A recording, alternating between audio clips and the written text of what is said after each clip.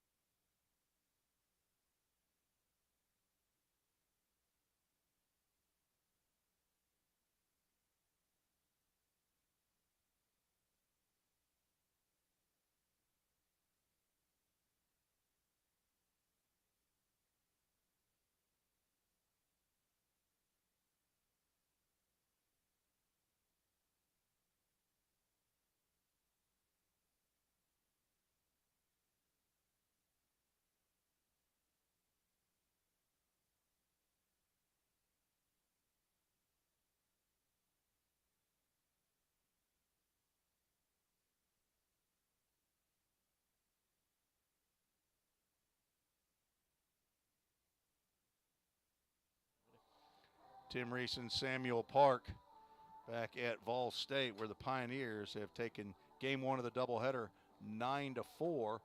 Roane State 4 runs, 6 hits, no errors, according to my book. Vol State 9 runs, 6 hits, and 1 error. Winning pitcher Eli Klotfelter goes to 3-0. Cole Hedrick gets the loss. And our right rug flooring player of the game, Samuel, is Noah Eaton. Noah Eatman from Parrish, Florida, gets his first collegiate save. A 3-inning save.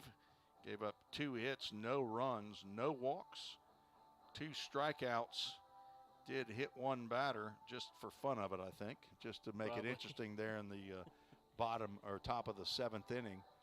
But ended up retiring Ty Martin on the foul pop-up to end the threat with runners at 2nd and 3rd. So Noah Eatman is our right rug flooring player of the game. We will have the Full Count Ministries verse of the game, and we will come out of the New Testament here in game 1. It will be found in Romans 8:18, and this is a verse that last year Ethan Huddleston, second baseman for the Pioneers, who's played for me and Team Reese in Full Count Fall League. Actually, last year I walked up to him and said, "Hey, do you have a verse that you've been working on for memorization?" And he told me Romans 8:18. That was a year ago. And it's one I actually have written down on a 3x5 card that I'd left up here in the press box since last year. And it goes like this: I consider that our present sufferings are not worth comparing with the glory that will be revealed in us. It's a great, great verse.